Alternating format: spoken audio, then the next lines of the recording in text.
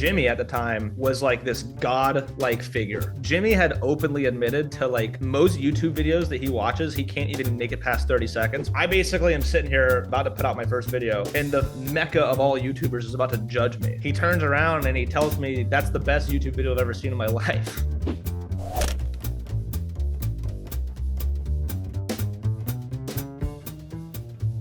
I dropped out of film school about a year and a half in, and I started a YouTube channel with my buddy, Eric.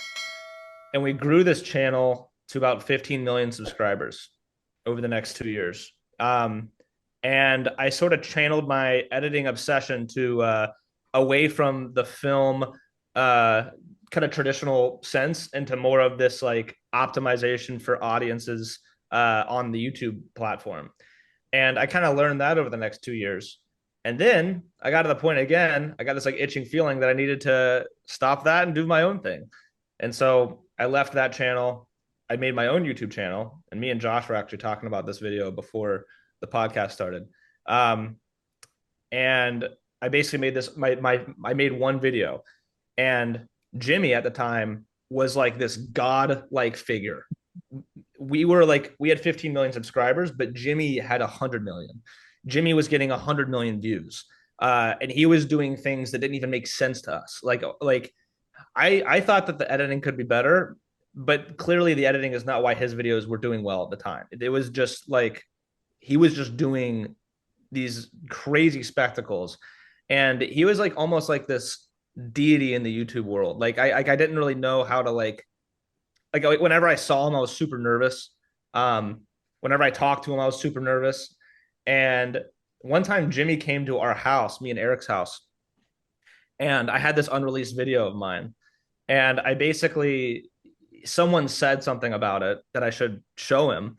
And I was so nervous because Jimmy had openly admitted to like most YouTube videos that he watches, he can't even make it past 30 seconds because they're not like optimized to his taste or whatever.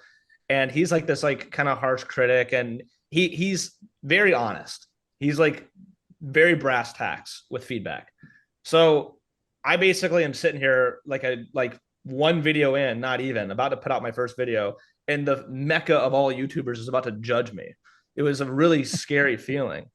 Did you sit and watch with him, or could you not? Dude, it was, yeah, so it was me, Eric, and a bunch of people in our living room watching it on the TV, and Jimmy's in like the center of the couch, and we're all like crowded around him.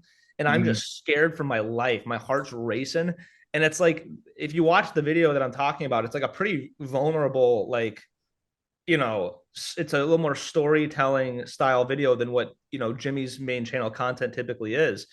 And I was like, oh, he's gonna flame me. I was remember thinking like, oh man, I do not want him to watch this because it's gonna discourage me.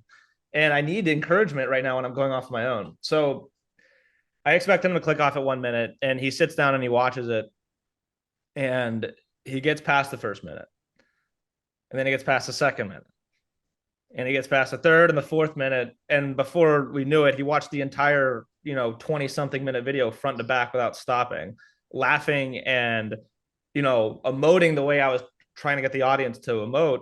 And he turns around and he tells me that's the best YouTube video I've ever seen in my life. Wow. And I was like, oh my God.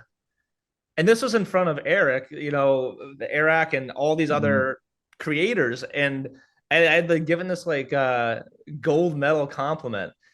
And basically he made me send him the private link to the video. And the video, so it's a private link, no one could watch it, right? Unless you have the link. And the video had 150 views like the next day. And that's because he watched it on repeat and then sent it to everyone in his company and made them watch it too. Wow. And basically, it was at that point that Jimmy realized that he needed to get me on his team. And I wanted to do my own channel at the time, so I didn't really want to do that. But eventually, we came to a deal, and that's the only video on my channel this day.